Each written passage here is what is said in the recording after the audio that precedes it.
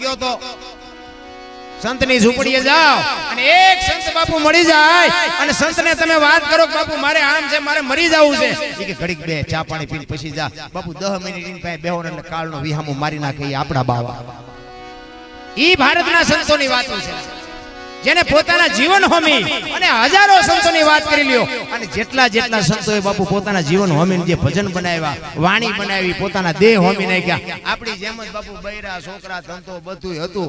તમે એક એક સંતની વાત લઈ લ્યો, બધાને બાપુ ઈશ્વરને ધક્કો થયો. બાપુ આ બધા સંતોની ઝૂંપડી મીરાની આવ્યો, જલારામ અહીંયા આવ્યો, સગાળસા અહીંયા આવ્યો, હરિચંદ્ર અહીંયા લાવ્યો. આ નરસિંહ મહેતાના કે 52 કામ કર્યા. શું લોન લીધી છે ને? 52 કામ કરવા પડે. પણ ઈ સગાળસાને નરસિંહ મહેતાને એમ કે તમારી દીકરીનું મામેરું ભરાઈ ગયું કે હરી કરે ખરી. અને કોકે આવીને કીધું કે તમારો દીકરો સામળસા ગુજરી ગયો કે હરી કરે ખરી. બાપુ સુખમાં હરી દુઃખમાં હરી હોય ને એને 52 નહીં પણ બહેન 52 હોય તોય કરવા પડે. પણ એનો તાર બાપુ એની હારે રહેવો જોઈએ. ધંધો તોય બી કરતા હોય, કારણ કે આ દેહની વાત છે. એની માટે બાપુ સદગુરુ સિવાય તમને આ પતે નહીં. હું આ ગમે એવી ડે વાતો કરું ને કાંઈ મારી પાસે એવું હોય નહીં. કારણ કે એટલા માટે વાણીમાં એવું કહે છે કે લક્ષ્મણ કાચો પારો જાણજો, જેવા તેવાથી જીરવો ન જાય. વસ્તુ છે મોટી, પાત્ર છે છોટા, આ ઠામ વિના ન ઠેરાય. એની માટે પેલા આપણે ઠામ થવું પડે તો મારી પાસે રે. એટલે આખી રાત તમે વાહ વાહ મજા મજા કરો. ભારે મજા આવી, ભારે મજા આવી. હવારે પૂછો કે બોલતા જ ભારે, પણ યાદ કઈ ન રહ્યું. હોરે હોરું જાય. આ સોખી સોખું છે, ખાવાની આદત નથી. વાણી છે ને બાપુ, વાણી સંતોએ એમ કીધું છે કે બાપુ નામથી પાણા બોલ્યા છે. પાણા આપણા ભારતના સંતોએ પથ્થર સામે અવાજ કરાવ્યા છે. તમે વિચાર તો કરો વાણીની તાકાત કેવડી છે. ગંગા સતીની વાણી એમ કે 21,600 શ્વાસાનો બાપુ હિસાબ માર્યો. તમે 24 કલાકમાં 21,600 શ્વાસા તમારા એમ નામ જાય છે. જગતને એને શાન કરી રહ્યા. 1 મિનિટના 15, 1 કલાકના 900, 12 કલાકના 10,800 અને 24 કલાકના 21,600 શ્વાસાનો બાપુ હિસાબ મારીને આપી દીધો ગંગા સતીએ રામ. તમે હું શું કરવાના? 10 શ્વાસા અરે તો તમારો લક્ષ લગાડી દો બાપુ, બેલેન્સ થઈ જાય ને એક દી મારા નાથને તમારી ઝૂંપડી સુધી ધક્કો થાય. કરવું તો જો ને માયાનું બાપુ એવડું મોટું કવર. રૂપિયાની જરૂર તો મારે પડતી હોય, હું ધંધો કરતો હોય. મારો કહેવાનો મિનિંગ એક ઘડી આધી મેં પુણ્યા તુલસી સંગત સાચું ગીતો કટે કોટી અપરાધ. કાંઈક સમય બાપુ એમાં કાઢવો જોઈએ. બાકી મરી જવાના જે વાત. એક ગામ હતું ને, એનું દ્રષ્ટાંત આપી દઉં. એક ગામ હતું ને, એ ગામમાં એક મૂર્તિકાર હતો. મૂર્તિ બહુ સારી બનાવતો. એટલે કોકે કીધું કે તારા જેવી જ બનાવીને, તારો આકાર જેવો છે એવી જ બનાવીને. એટલે એને કીધું હા એ સાચી વાત. એટલે એને મૂર્તિ બનાવી. 1, 2, 5, 7, 10, 12 ને 15 મૂર્તિ બનાવી. પણ આ બે હું ગોબા લંબાઈ, ડિઝાઇન, વજન, કલર એક સરખી 15 મૂર્તિ બનાવી. અને એને જેથી મરવાનો ટાઈમ થયો ને, એટલે ભગવાને જમના દૂતને મોકલ્યા. ફલાણા ગામમાં ઓલો મૂર્તિકાર છે ને લે. એટલે જમના દૂત આવ્યા. આને ખબર પડી ગઈ કે મને લેવા આવે છે. એટલે 15 મૂર્તિ હતી એના ભેગો હુઈ ગયો, એના જેવડી જ બનાવી. જમના દૂત આવ્યા ને બાપુ, એને નક્કી ન થયું કે આમાં જીવ તો કયો છે, મૂર્તિ કઈ છે. એને નક્કી ન થયું બાપુ મૂર્તિ કેવી બનાવી છે. જમના દૂત વિચાર કરે છે કે હવે આમાં લઈ જવાનો હોય રહી જાય, અને બીજું આવી જાય ડખા થાય, આપણે લઈ જવો નથી. જમના દૂત પાછા કૃષ્ણ ભગવાન કે તને લેવા મોકલ્યો તો ભલામણા કે તું કેમ ન લઈ આવ્યો? કે પણ હોળ હુતા. એ કે હોળ તો નહીં હતા. કે તો તમે જાઓ. ભગવાન આવ્યા ને બાપુ 2 આંટા માર્યા ને ભગવાને કાન પકડ્યો. કરે તારી કારીગરીને દાદ દેવો પડે. મને ખબર નથી પડતી કે આમાં મૂર્તિ કઈ માણા કયો બાપુ કેવી બનાવી. પણ ભગવાન જેને તમારું મારું જેને સર્જન કર્યું છે એ તો બાપુ લઈ જવાનો ગમે એ રીતે. અને ભગવાન વિચાર કરે જો હું ન લઈ જાઉં તો હવે આ કપાતરને લેવા કોણ આવે?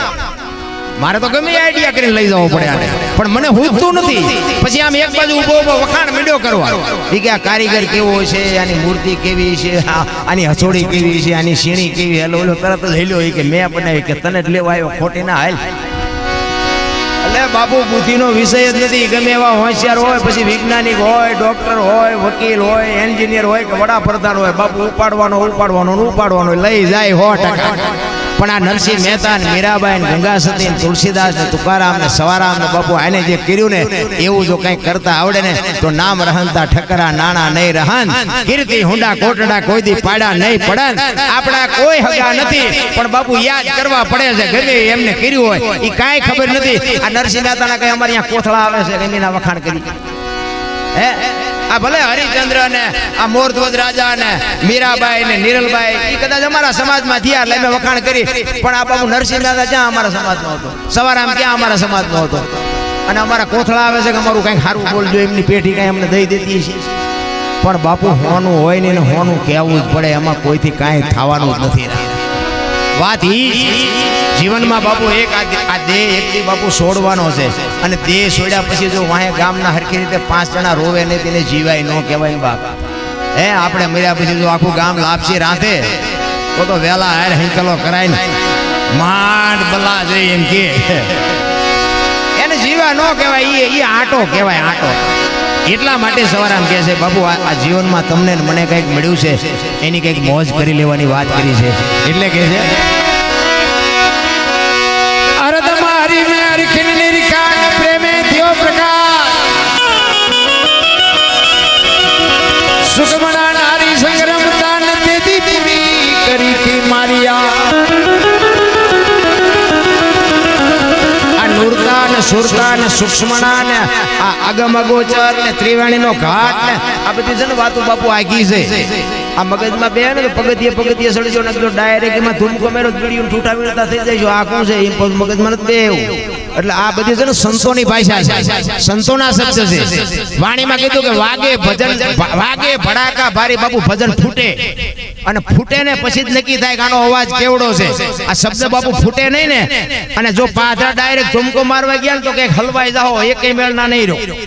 એટલે એની માટે બાપુ સદગુરુની જરૂર પડે. સદગુરુ પાસે કંઈક તમારી માગણી હોવી જોઈએ. આ બધા જે સંતોના જે નાભી ને ઈ ઓહમ ને સોહમ ને ઈ બધું આખું છે, એમાં બહુ ઊંડું ન ઉતરવું. મા બાપના 2 ટાઈમ રોટલા દો ને એટલે વહેલું મોડું બધું સમજાઈ જાય. હા જરૂર એની છે, શરૂઆત એની કરજો. બાકી નગર અત્યારે મેં હમણાં કીધું એમ કાંઈક રવાડે ચડાવી દેજે, આ ખોટું છે ને આ હાસું, આ ખોટું ના હાસું. ઓલા સ્વાધ્યાય વાળા કે આમાં આવી આવો, સ્વામિનારાયણ વાળા કે આમાં આવી આવો, જય ગુરુદેવ વાળા કે આમાં આવી આવો, સનાતન વાળા કે આમાં આવી આવો.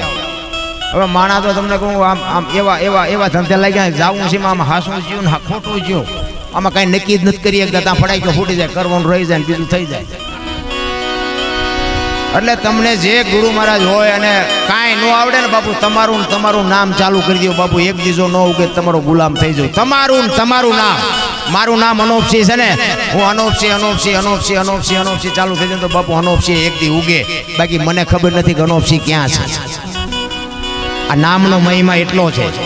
બાકી અત્યારે બાપુ પૈસા કમાવાડું કાંઈક રવાડે ચડાવી દે. માનો ભેખને ભગવાન માનો એમાં ના નથી. તમે પગે લાગો, એને જે કંઈ તમારે ફૂલ નહીં તો ફૂલની પાંખડી આપો, એમી મારી ના નથી. બાકી રવાડે જો ચડ્યા ને તો ધંધે લગાડી દે. આ વાત એવી છે. જય ગુરુદેવ વાળા કે આ કરો, સત્યવલ વાળા કે આ, અરે બાપુ પંથ નીકળ્યા છે કઈ. અમે તમને કઈક એક બીજો નવો પંથ કે દત્તાત્રેય પંથ અમારો. એટલે અમે કીધું આ ચેતી પંથ ચાલુ થયો તો કઈ પેઢી પરંપરા હાલ્યો આવે છે. મેં કીધું અમે તો આજ સાંભળ્યો. એમાં કે કઈ દેવા લેવાનું આવે જ નહીં. મેં કીધું આ પાદરું ખેતર લખાવો, તમે પાદરા 10 ન પતે તમે પાદરું ખેતર લખાવો. એટલે મારો કહેવાનો મિનિંગ ઈ દેતા હોય, સંતોને દેતા હોય એમાં મારી ના નથી. ઈ દેવું જ પડે, કારણ કે સંત છે ને એ લેવાને લાયક છે, આપણે દેવાને લાયક છે. પણ બાપુ કોઈ ખોટા રવાડે ચડાવી દે અને જો બાપુ ધંધો છોડી અને એના એવા અવળા જો રસ્તે ચડી જાય એવા તો બાપુ કાંઈ ખલવી ગયા. આપણે બધા જાણો છો, આપણે શું નામ દઈને કામ છે. એ મારી પાસે હિલોળા કરે. આ જો ભજન હોય તો બાપુ હિલોળા ન કરવા પડે. આ સવારામ સાહેબ ને જબુમાં એક બજાણામાં બાપુ એક વિચાર કરજો કે બજાણાની માલિકો સવારામ ભજન કરે કે સુરતા કોઈ સુગડ સમેટે, સાહેબ ઘટમાં ભેટે, તીર્થ વ્રત બહુ કરે જાય બદ્રીને બેટે, પડ્યું અહીંયા ગોતે નહીં ગોતે સેટે, બાર વાસના બહુ કરે નજર કરે નહીં નેઠે, આદલ તો અંતરમાં રહેશે ગાંડાઓ ભજન કરો તો ભેટે. આ એક શબ્દ બાપુ જબુના કાળજુ ફાડીને એના ઘરે હતી અને જબુ બાપુ કાળજુ ફાડી નીકળી ગઈ. આ તો દેહની વાત છે. કોણ ગાય છે? જબુને ખબર નહોતી આ સવારામ સાહેબ ગાય. એના બાપુ પાસે રજા લઈ અને જબુમાં એમ કહે છે કે બાપુ આ ભજન કોણ ગાતું હતું? એ કઈક પ્રજાપતિ છે અને પીપળીથી આવ્યો છે. એટલે એ ભજન ગાતો કે બાપુ તમારી જો રજા હોય તો હું એના દર્શન કરી આવું. તો કે જાને બેટા એમાં શું વાંધો. એ સવારામ બાપાના ખોળામાં માથું નાખીને જબુમાં એમ કહેતી હોય કે બાપુ મને કંઠી બાંધીને આ માર્ગ બતાવો. વિચાર કરજો, એક શબ્દ બાપુ એને અસર કરી ગયો કે જગતમાં કઈક કરવા જેવું જુદું છે ને આપણે કઈક કરીએ છીએ જુદું. બાપુ એ સવારામ ના પાડે છે. ઈ કે ભાઈ હું તો આ ગાયેલું કહું છું, મને આમાં કાંઈ ખબર નથી પડતી ગુરુ શું શિષ્ય શું, હું તો કે આનંદ કરાવું છું. અને બહુ આજીજી કરીને એટલે કીધું કે ભાઈ સમય આવશે તેથી કંઈક કરશું એમ કહીને સવારામ વિયા ગયા. અને બાપુ બજાણાથી પીપળીના ધક્કા જબુમાં ચાલુ કરી દીધા. અને બાપુ પરીક્ષા એવું કર્યા વગર કોઈ કંઠિયું બાંધીએ નથી.